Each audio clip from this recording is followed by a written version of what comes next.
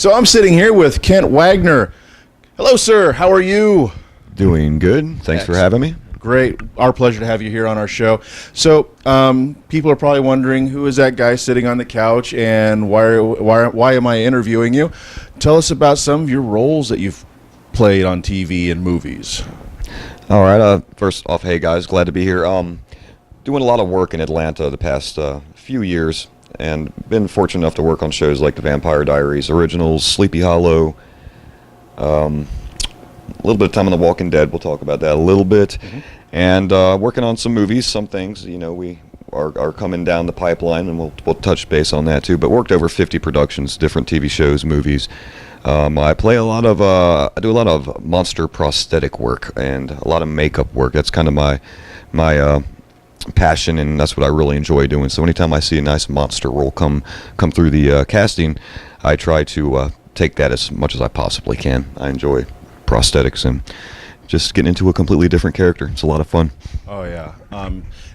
Real quick before I ask about particular roles, just in general, you said you love prosthetic kind of jobs where you got to get made up to look like something grotesque or just out of the ordinary. What is the process like? For example, on was it the Originals or was it Vampire Diaries? You was the Heretic. Yeah. Vampire Diaries. Yeah. Let's go with that one, because that makeup was really almost a full head piece, wasn't it? It was. Or was it just a face? It was face and neck. It was a really neat process. We went in a day and just did a complete day of test makeup, about an 8-hour day where we would put the appliances on, trying to get this particular look dialed in that they wanted for the Heretics, and about 8 hours of just adjusting the prosthetics in different areas, and then going into director approvals, camera tests, lighting test, and we finally got the look that they wanted and the color that they wanted. And so on the day of filming, 16-hour filming day right there, but a really good time working with Ian Somerhalder, Nina Dobrev on her last season of The Walking Dead, Annie Wershing, who was the Salvatore, Mama Salvatore. She was really a pleasure. She's taking photos of us on set and putting them all over Instagram and Twitter, and so she did a real good job of trying to help us get in her network also. But a really fun time on set that day. One of my favorite days on set was filming the Heretic vampire scenes. Nice. And that was actually, you get roles that have speaking roles, not just kind of stuff. You actually, like in the Vampire Diaries, you actually had lines of dialogue. Well, it was a Resident Evil episode. It was season 5 of Resident Evil. I didn't have a line, but we get featured rates, so I get more of these featured rates. But I have had lines on different productions. We got things coming down the pipeline that do much more. Actually, one upcoming film we're going to be doing is it's an independent film. But it's going to be the story of the Roswell UFO crash back in 1945, I believe, and I'm actually the lead in that. And we have a really nice production team, and really looking forward to expanding on that story of Roswell and just a little bit of maybe supernatural or intergalactic mystery. This is going to fall more into a sci-fi realm, or is this sci-fi? Yeah, okay. More sci-fi. Mm-hmm. I don't want to ask too much since you said that it's kind of still in production. I don't want to get too much on how they're going to feel about it.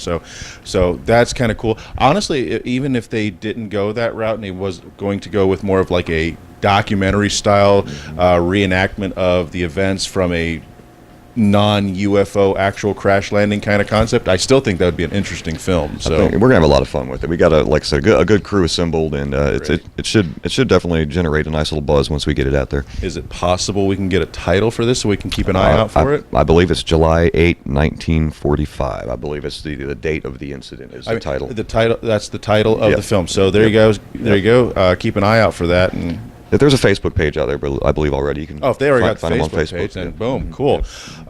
Now, what movie roles have you had so far, or has it all just been television so far? Movies, Mockingjay, part 1 and 2. I got to work with my good buddy Mike Mundy and our friend Lauren Hindenburg, who was up here in Topeka. We spent several times on Mockingjay 1 and 2. They actually scanned me and Mike on a 3D imaging scanning machine and digitally reproduced us several times throughout the film. District 5 Power Rebels was our our titles right there. We were storming the Capitol in the big epic scene of the franchise. In a sense, you didn't have just one role; you had multiple virtual roles. Yeah, as well. yeah, definitely. If only you got paid for those extra pieces, huh? The first time they booked us was a dam worker, and they scanned us and they digitally reproduced us all over the dam, and then the dam was destroyed. They blew it up, so I imagine Mike and I died several times in that one shot right there. Pretty fun. Course. Pretty fun. Now, off of the movie stuff, we were talking the other day privately. You have a YouTube channel that you're working on. Yeah, it's an old channel that before I got into the industry, the level that I am right now, but I always have been a horror fan and love the makeup and Halloween nerd. That's kind of some of my favorite things. And for a while there, A Shed of the Dead was the name of our little production company in Virginia. Since we got involved in the industry, I pulled all the early material, and we're going to reboot Shed of the Dead, and we're going to be talking very much with a similar format to what you guys are doing. We're going to be doing convention coverage, talking with special effects makeup artists, and talking about Atlanta film in general. But we'll try to stay on more of a horror rail and try to deliver more horror news and convention coverage, because we like doing the shows. A lot of fun going out. Oh, yeah. Doing all the events. Going to the cons is such a wonderful experience, and being able to interact with people like in this kind of capacity is so fun. It's such an amazing experience, and you get to learn so much about the people like yourself on these kind of interview segments from these cons, and just the interaction itself, plain and simple. Meeting fans, meeting celebrities, depending on which side of the fence you're on. It's just it's intoxicating. It's so much fun. I love doing the shows, Comic-Cons. I do a lot of horror conventions also, and it's the same. I think any type of gathering like that, but it's just the buzz about it, and just being able to put some smiles on some faces or share the stories and our experiences. Everyone we meet, it definitely, it's someone that's new in your network. It's not like you just meet them and they're gone the next day. It's, we definitely try to stay in touch with everyone that we possibly can. I typically go through Facebook a lot, so if you guys want to chat with me anytime, check me out on Facebook. Definitely. You said something about Walking Dead. What kind of roles have you played on Walking Dead that you can talk about? I was a season 5 walker. Excuse me. I attended zombie school in season 5. That's where they really kicked the season off, is with zombie school. In my particular zombie school, AMC and The Walking Dead released a documentary on it called, I believe it was Zombie University back in season 5, and I was seen in that with a bunch of my friends. Our walker network, we're all friends when it goes down to all the walkers. We do events, and then also we'll just get together for cookouts and just small get-togethers in the area. So not like termites, though. They don't do those kind of cookouts. Best barbecue in Atlanta. So that was my first experience on The Walking Dead, was the zombie school directed by Greg Nicotero, and we went over just some basics there. My first day of filming was episode 501, No Sanctuary, where I was a hero walker, and we're walking up on Carol, Tyrese, and baby Judith. Eventually, Carol sees us, and they go and hide, and we're about to go get them, but then we hear a gunshot at Terminus. We shamble off towards Terminus, where either eventually I'm still wandering around in the woods, or Carol blew us up in the huge attack. I never went back for that scene where they had the big explosion there. And then my favorite part was being a brief survivor in episode 4 of season 5. The episode was called Slab Town. I was a brief survivor at Grady Memorial Hospital when we first see Beth come back. The first room she walks into is my room. Her and Dr. Edwards are kind of getting acclimated with each other. They come in my room, and Dr. Edwards explains to Beth, we can no longer afford to keep this man alive. He's showing no sign of improvement. So he turns me off life support, and I flatlined and died. Then he stabs me in the left temple to kill the potential walker, and then he and Beth rolled me down the hallway and threw me down the elevator shaft. It was a really good time. Had a trailer on set that day. On my trailer door was the label Dying/Dead Man. That was my Walking Dead character, and that was my last time I've worked on the show. Okay.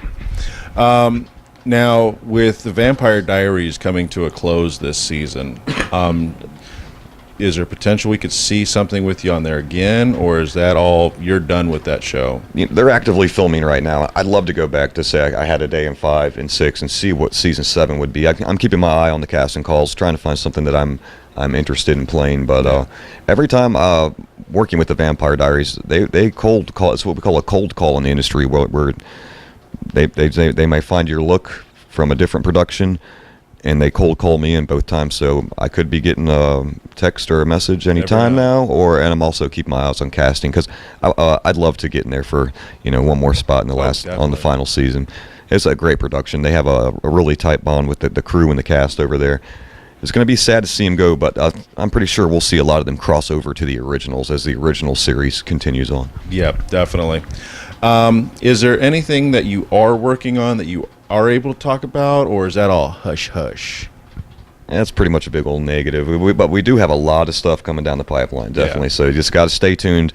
We sign all these non-disclosure agreements, and maintaining our confidentiality with these upcoming productions, that's a big part of our job. So as long, as soon as it's released, we can talk about it, and we'll share everything with you as soon as we can. But I got some big things coming up. Definitely stay tuned.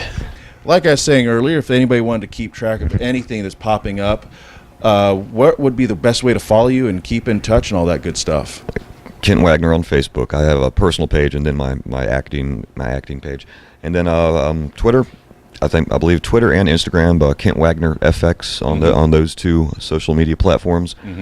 Shed of the Dead YouTube, and just tune in on TV and go to the theaters, and you'll never know where you see me pop up there. Definitely. Well, thank you very much, sir. It's been a pleasure. Thanks for having and hopefully see you next year or any upcoming conventions in the area. So, guys, stay tuned. We got a lot more interviews for you on our channel here at youtube.com/notesandnerds and our website at notesandnerds.com plus facebook.com/notesandnerds. So, stay tuned, guys. Thank you very much. Thanks, guys.